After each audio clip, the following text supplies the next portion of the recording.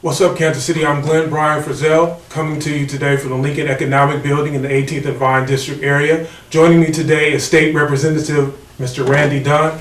Can you tell us a little bit about TIF and how it affects the projects that you're currently working on in your district?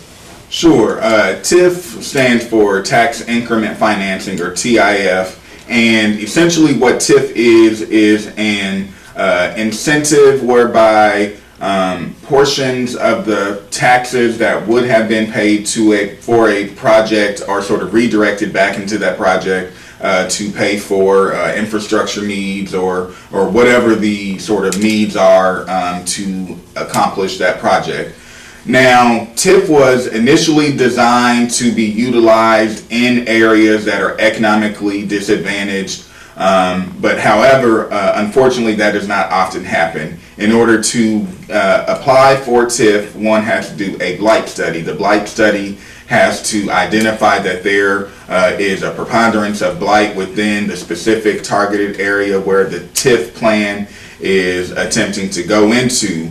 However, the term blight is often sort of nebulous in its use. I've seen projects where peeling paint on the inside of a building have been used to determine blight so that project can get the incentive to be able to pay for the project. And that is not the way that TIF was intended to be utilized. I think we have really gotten away from that intention. And we need to get back to that and really tighten up the definition of blight when it comes to utilizing not only TIF but other incentive programs as well.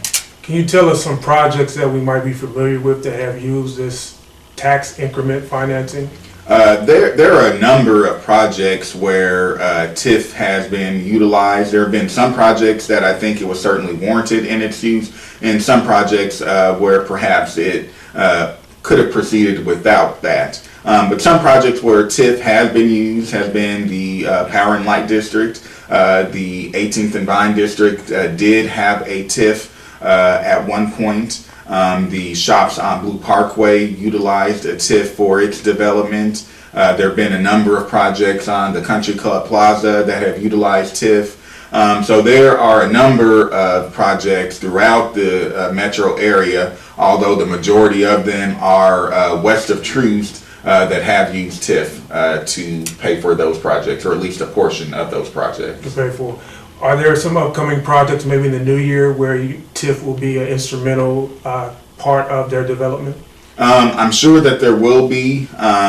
And generally speaking, TIF projects, unless they are a super TIF and are applying for a state super TIF, that's not something that we would see at the legislature. That is handled locally through the city and then also through the EDC and or the TIF commission.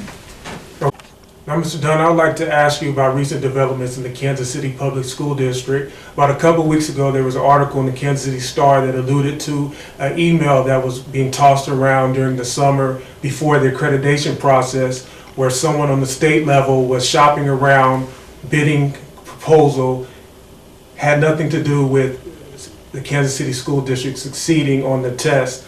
It's been alleged that perhaps was a plot against the school district, and that the people at the state level did not want to see us succeed. Spit that word out. What are the recent developments, Mr. Dunn, and how has this affected your district?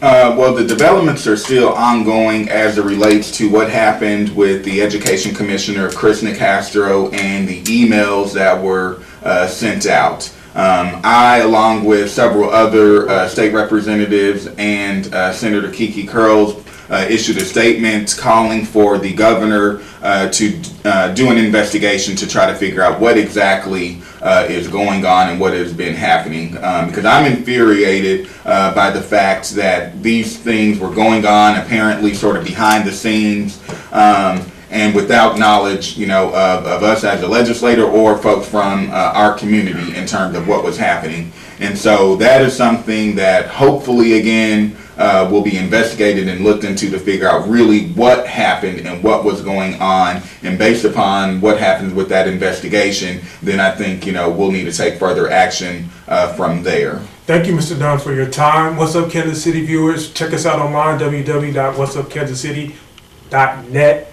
And remember, the sky's the limit. Aim high, shoot for the moon. If you miss, at the very least, you would have landed among the stars. Take care. CMG wants you to always remember, the victory we call success goes to the best prepared. When you invest in your community, you're really just investing in yourself. Thanks.